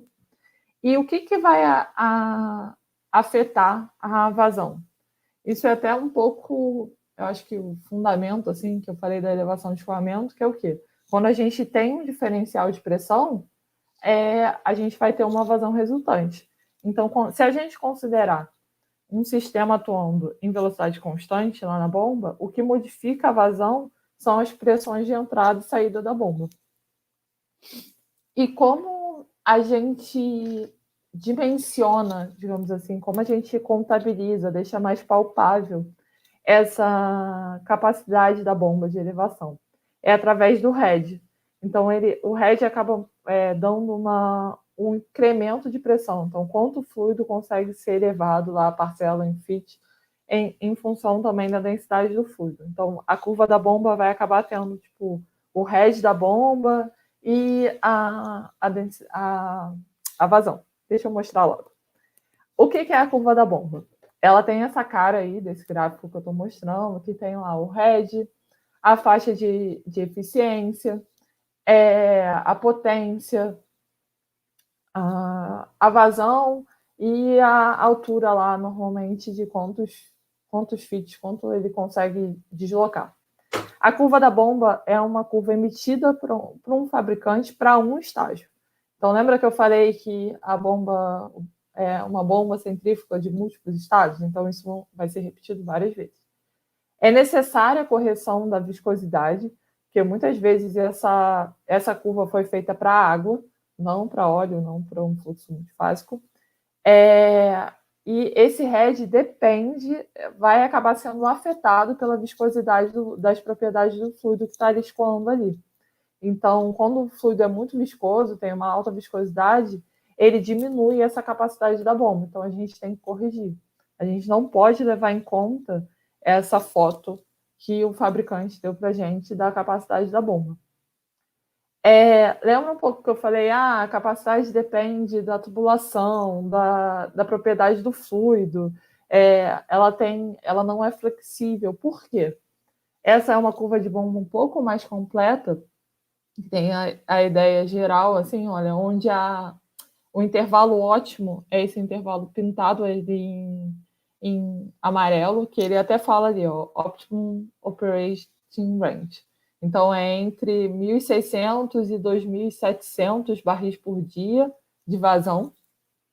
Ele também vai me falar, tipo, o head, como eu falei, a potência do motor, a potência máxima que o eixo resiste, a pressão máxima que o casing lá o housing pode sofrer, o diâmetro mínimo do revestimento, ou seja, a bomba é feita para especificações específicas. Nossa, horrível falar isso.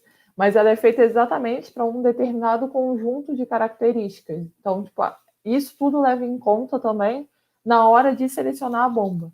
Cada bomba tem sua curva pré-determinada, e lá na frase de projeto eu levo em conta, tipo, qual vai ser a profundidade que eu vou botar, qual vai ser, tipo, a minha vazão esperada. Então, tipo, pode ser que no começo da produção eu vá operar lá num intervalo ótimo, mas depois, quando a vazão do poço vai diminuindo, pode ser que eu perca muita eficiência e nem sempre essa bomba vai me suprir. Então, tem todas essas questões que lá na fase de projeto, na hora de escolher a bomba, a gente tem que escolher, tem que levar em conta, né? E o que afeta o desempenho da bomba? No gas lift, a Gabi falou que a gente tem que escolher a vazão ótima, porque pode ser que se a gente injetar demais, a gente vai acabar perdendo vazão. No desempenho da bomba, é um pouco o que eu falei, que a curva lá da bomba foi feita, que a gente tem que corrigir em função da viscosidade. Então, aqui, esse gráfico, eu acho que talvez não dê para vocês verem, mas a curva mais baixa aqui, que está perto dos 1.000 de vazão por dia, 1.000 barris por dia, são os fluidos mais viscosos. Então, a gente tem que ver essa interferência da viscosidade do fluido no head da bomba, na capacidade. A razão de gás produzido, então, bomba não foi feita, não pode ser utilizada, não pode ser aplicada para poços que vão ter RGOs muito altos. Então, isso já é um impedimento para aplicar a bomba. O percentual de areia, de sólidos. Então, tipo, não pode produzir muitos sólidos porque pode travar a bomba. Acho que isso é até um pouco intuitivo de pensar, gente, no dia a dia, assim, se tiver ali areia, vai acabar entupindo, digamos assim.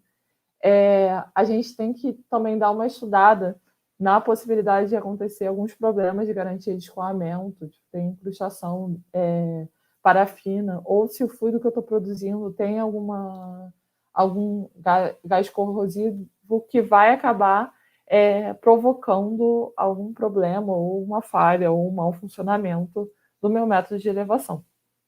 Eu acho que era isso. Agora a Gabi vai voltar e dar um panorama geral para vocês dos métodos de elevação.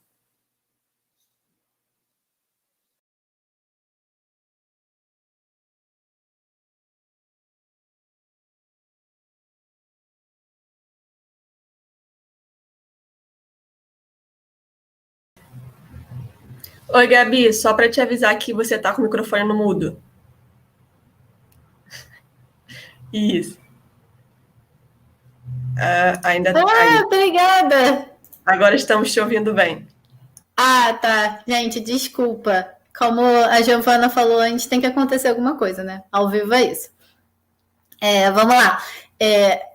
Eu falei bastante do gas lift, a Daniele falou bastante da BCS, e agora eu vou dar só um overview de alguns métodos. Só vou falar os principais como eu vou dizer, os principais princípios físicos por trás, mas não vou entrar em detalhes, porque realmente o que é mais utilizado no Brasil é bomba e gas lift. Mas é legal a gente saber um pouquinho dos outros métodos. Eu vou começar pelo mecânico por hastes. Eu acho esse método legal. Acho que uma das principais coisas que eu queria falar é porque quando a gente procura no Google ou até mesmo no PowerPoint, você vê uma figurinha de poço. Se você escreve lá well, vai aparecer essa imagenzinha. Porque durante muitos anos ele foi o método mais utilizado. Acho que ele ainda é o mais utilizado, na verdade, em todos os poços, assim, onshore. Só que essa é a diferença. ele é muito utilizado em métodos onshore.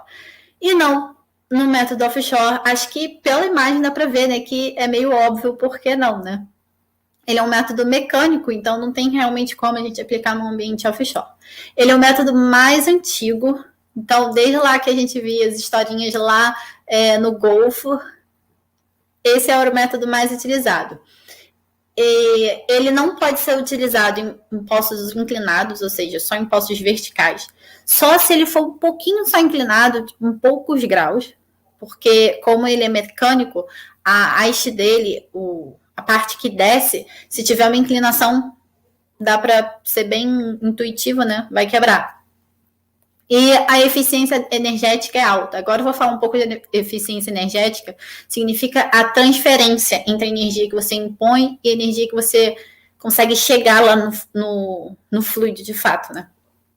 Ele é fácil a operação, porque é bem mecânico mesmo, por intuitivo, né? Então, quando ele é aplicado em campos, eles não têm tanto problema com mão de obra. Isso é um ponto positivo dele. E os equipamentos possuem alto valor residual. Eu também vou passar a comentar um pouco mais sobre o valor residual agora. E como problema, as hastes podem sofrer corrosão. E apesar de você olhar assim e achar que ele é um pouco não flexível, ele é flexível ao ponto de você usar o comprimento das hastes. Você vai mudando o comprimento da haste e assim você vai conseguindo colocar a energia necessária de forma diferente. Então, ele tem essa flexibilidade. E ali é bem mecânico. Pelo motor, ele vai bombeando uma parte que a haste vai subindo e descendo e você vai conseguindo puxar o fluido. O bombeio por cavidades progressivas, eu até brinquei com a Dani, que eu demorei a entender esse método antigamente, e dessa vez eu fiquei muito feliz que eu encontrei uma imagem que consegue descrever o método. Eu, literalmente, acho que uma imagem diz mais que 1000 palavras. Porque ali a definição dele, eu vou até ler, é um rotor helicoidal que origina um movimento progressivo axial das cavidades que gera um movimento progressivo no sentido de sucção para descarga. Eu acho essa definição horrenda, mas é a definição física, né? Mas se tiver que explicar fácil, eu acho que é só olhar aquela imagem. Você vai ter ali o rotor, vai gerar um movimento que o fluido vai acompanhar aquela hélice e vai gerar um ganho de energia. Eu acho que é isso que vocês precisam saber. A instalação dele é simples, porque você só precisa desse equipamento lá no fundo do poço, como tem a outra imagem. Eles podem ser bastante eficientes e eles são muito bons para ser utilizados com sólidos abrasivos e com alta viscosidade. Porém, como ele essa energia é dada por meio de rotação, né? Então, ele pode sofrer... Como que eu vou falar? Se você botar muita torção nas hastes, isso gera algum problema, né? Por exemplo, em ambiente com a temperatura muito alta, você vai ter um maior desgaste, vai ser mais difícil você colocar essa torção. E apesar de olhar assim, parecer não intuitivo, ao meu ver, poder ser utilizado em poços desviados, mas ele pode ser aplicado. O pistão hidráulico. Bom, pistão acho que é meio intuitivo, de novo, né? Você usar o poder de sucção a partir de um pistão.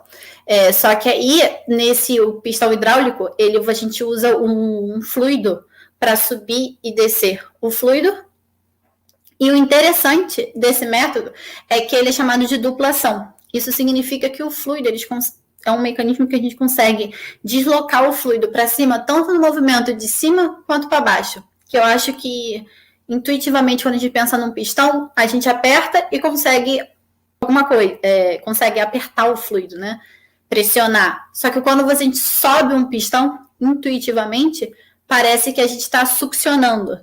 Mas da forma que ele é desenhado, você na subida do pistão, a gente também consegue gerar um movimento de ascensão por fluido.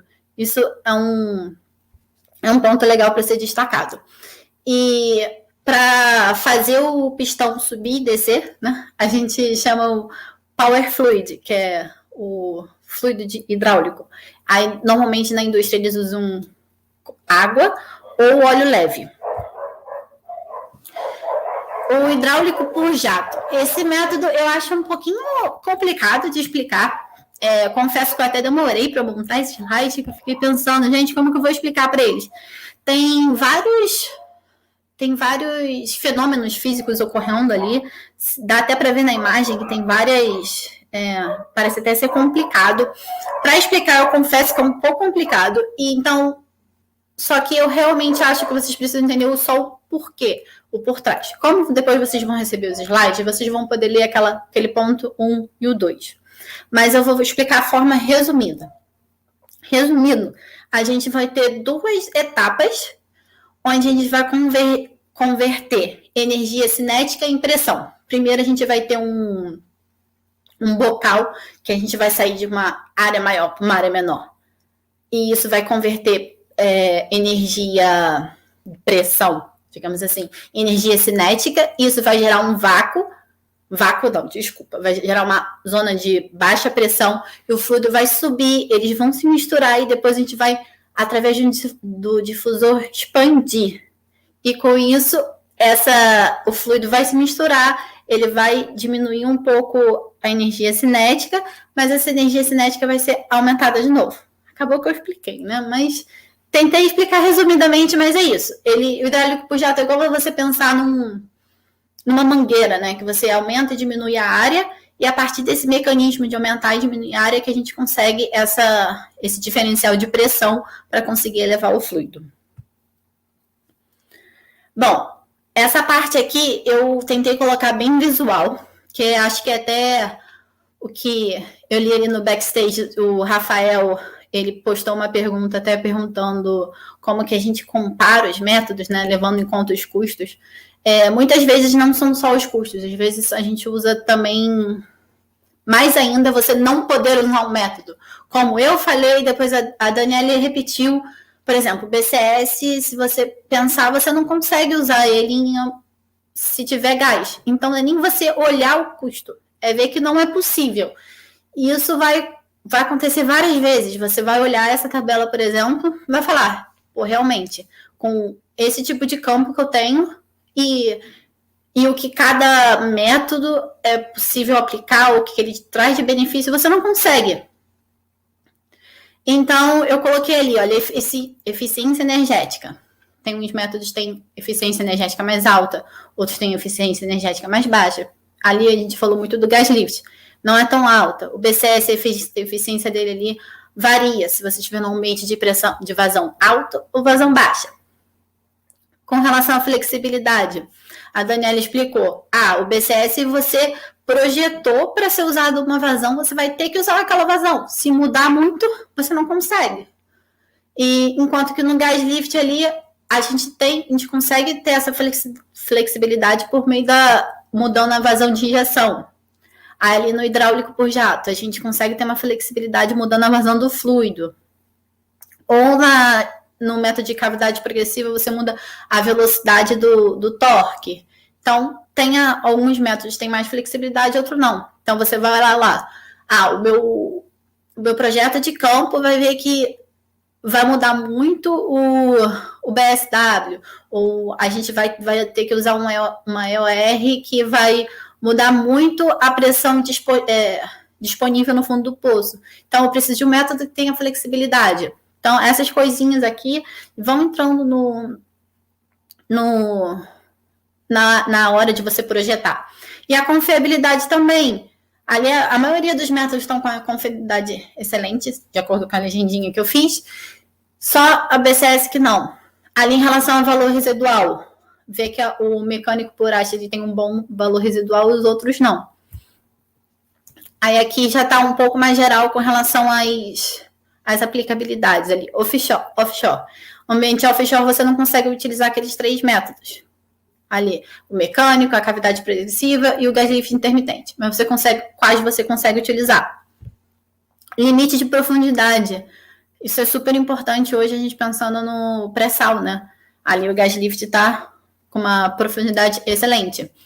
Em relação a poços desviados, dá para ver que o mecânico por hastes eu até comentei que a gente não consegue. E dá para a gente olhar em relação às vazões de produção, se elas são altas ou baixas. Tá bem visual. BCS em vazão baixa, já tem a aplicação dele já meio pobre. Ali compatível a presença de sólidos e de gás. Aí, de novo, entra na parte do projeto. Eu vou olhar custo. Tá, às vezes não é só olhar custo, às vezes é olhar se você pode ou não utilizar um método. Ali o BCS a gente não pode utilizar, por exemplo, na presença de areia ou na alta presença de gás. Então, olhando o ambiente offshore, que é ali os principais offshore ali verdinho. Então, o BCS e o gas lift. Só que eu tenho areia também, então só posso usar o gas lift. E com relação a fluidos viscosos, porque não é... Quer dizer, no Brasil a gente tem API viscoso, né? Mas pensa lá o pessoal que produz óleos super pesados, né? Finalizei essa parte. Essa tabelinha eu acho que ela é bem visual, ela é mais para ficar para quando vocês receberem material por e-mail, quem tiver. Até agradecer ao professor Rafael Charim, que ele vai falar, que ele apresentou o PRH, porque parte do material eu peguei dele, transformei em uma tabelona que ele tinha resumido nessas coresinhas. E com isso eu terminei, Giovana, a minha parte. Muito obrigada, pessoal. Acho que agora a gente vai para a parte das perguntas.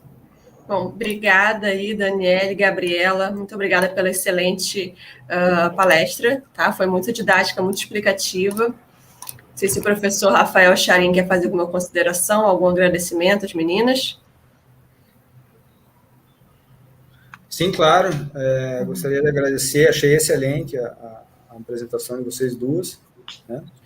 A gente trabalha bastante junto, né, em bastante coisas, né, projeto multidisciplinar, e tese de doutorado, e banco e tudo mais, e eu sempre elogio muito elas, porque elas realmente abraçaram essa parte aí de elevação, escoamento multifásico, e elas trabalham com bastante afinco. Então, parabéns para vocês duas. E muito obrigado a todos os presentes. Obrigada pelas suas considerações. Obrigada mais uma vez aí, Gabriela e Daniele. Bom, agora eu vou passar a palavra para a Tamires Santos, da SPS São Brasil, e a Amanda Rios, estudante filiada ao capítulo de estudantes da SPE da Unicamp, para iniciarmos as perguntas. Obrigada, Giovana. Parabéns, Gabriela e Daniele. Foi ótima. A didática de vocês duas foi incrível. Gostei bastante. Os comentários aqui estão... Excelente apresentação, parabéns, enfim, não deixam... Eu até não estou falando nada que não seja real. Então, muito obrigada, de verdade. Para a gente começar, o Gustavo, da COP, ele pergunta: no algoritmo de marcha, usa-se o critério de volume de controle? Acredito que a Daniele você vai responder. Falar um pouquinho. A gente... Lembra quando eu expliquei um pouco como é que é feita a análise nodal e a gente acaba comparando sempre, eu chutei uma vazão e comparo com a vazão que eu calculei, tipo, se as pressões vão... Vamos lá, vou voltar. Eu chutei uma vazão, eu vou comparar com as duas pressões de fundo lá que eu calculei, e se elas convergirem, eu considero meu critério de parada feito, e essa é a minha vazão de produção. No algoritmo de marcha, como eu não expliquei exatamente o que é feito nele, tem exatamente essa mesma ideia, esse mesmo conceito. A gente tem a pressão de entrada lá, que a gente sabe, é conhecida, se é a pressão do fundo do poço, é a pressão do fundo do poço lá que está medida. A gente vai calcular para o primeiro trechinho, chutando a pressão que a gente acha lá no final. E vai calcular para ver se vai convergir também.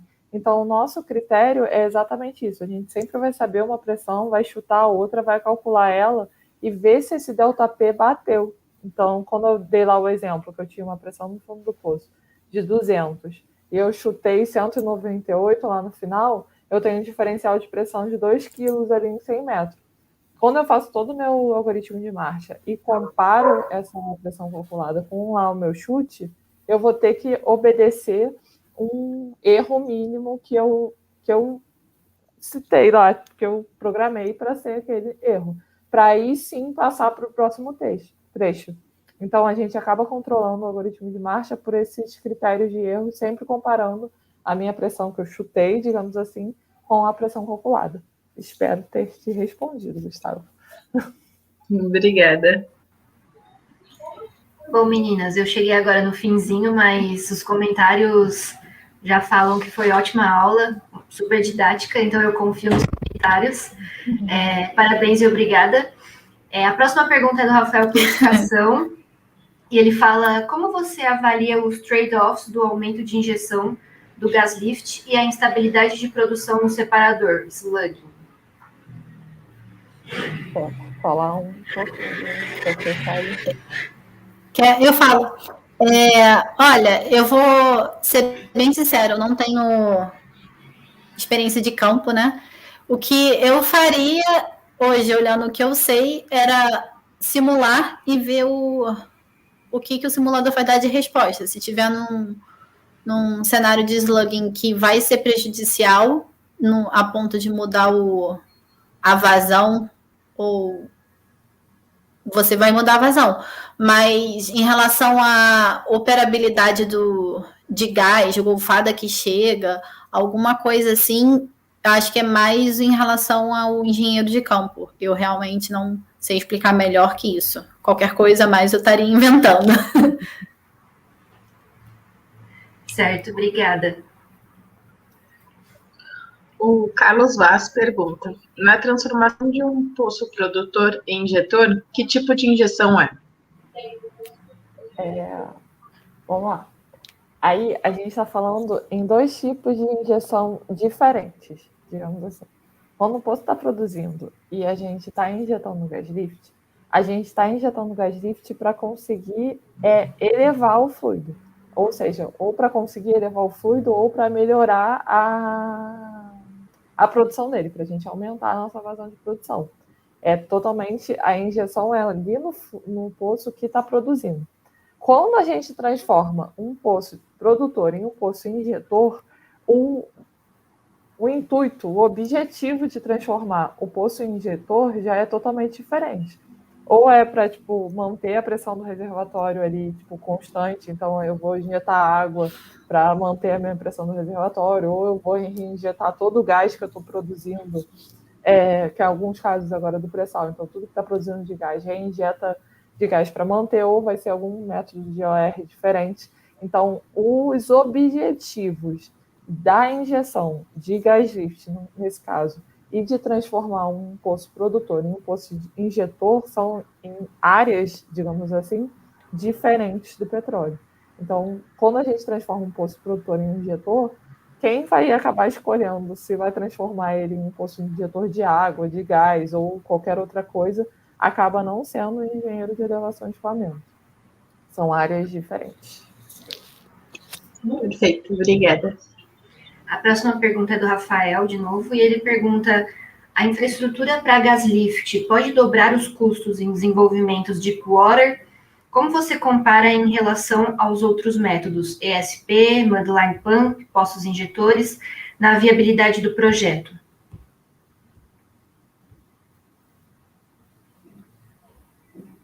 Cadê? Eu tinha visto essa pergunta e tentei responder um pouco. Tá indo? Sim. Eu tô indo, gente? Tá sim. Desculpa, que travou aqui. Eu tentei responder um pouco lá, mostrando a tabelinha, que às vezes não é questão só de você escolher em relação a comparar outro método, né? Às vezes nenhum outro método é viável. Então, não é só custo. O custo, nesse caso, você não vai conseguir comparar com outro método. Você vai tentar comparar só com não produzir o poço e conseguir produzir. Então, é isso. Às vezes não tem nem outra viabilidade. Certo, entendi. Obrigada. A Letícia Oliveira ela parabeniza a aula de vocês, primeiramente, e ela gostaria de saber se o tipo de gás lift empregado influencia no tipo de instalação escolhida para o poço. Sim, influencia, porque você precisa... Quando a gente projeta o poço, lá na parte de completação, a gente precisa já fazer o design de todos os equipamentos que vão ter na coluna de produção. Então, imagina que se a gente vai estar usando injeção de gas lift, a gente vai precisar da válvula para injetar. Então, isso vai influenciar o tipo de instalação que você vai escolher para o poço. Eu estou respondendo bem direta, talvez até demais, não sei. Se vocês acharem, meninas, que tem que falar alguma coisa a mais, pode falar, tá bom? Perfeito. Obrigada. A próxima pergunta é da Ivanilda Neri, e ela pergunta: utilizar BCP em poços com sólidos abrasivos, não teríamos o risco de danificar o elastômero do estator da bomba?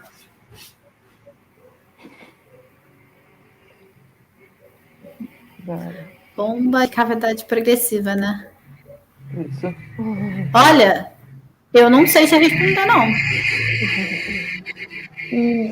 Eu realmente lido bem mais com gas lift, que é a experiência que a gente tem na Petrobras.